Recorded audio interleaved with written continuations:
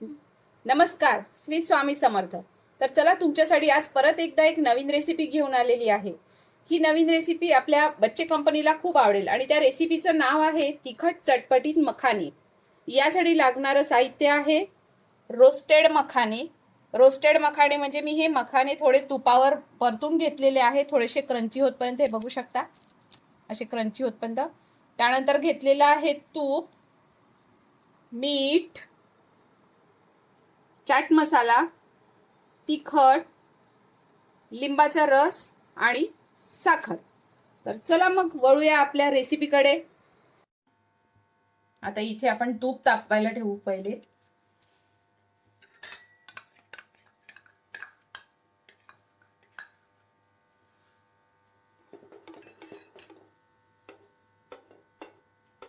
तूप वितळलंय, थोडं आच कमी करूया आणि आता यामध्ये आपण टाकूया हे मगाशी घेतलेलं साहित्य।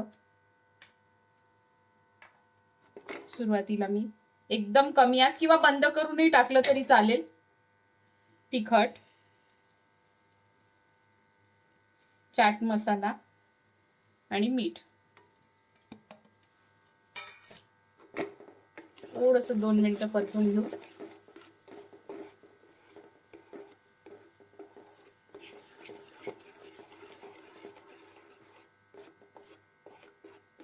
झालं की लगेच यात आता मखाने टाकूया। रोस्टेड मखाने घेतलेले आहे मी। गॅस सुरू करूया आता।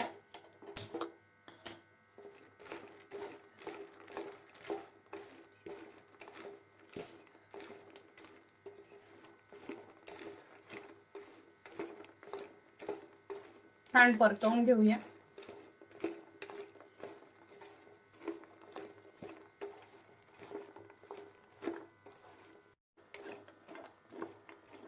बघू शकता हे छान परतवल्या गेलेले आहेत।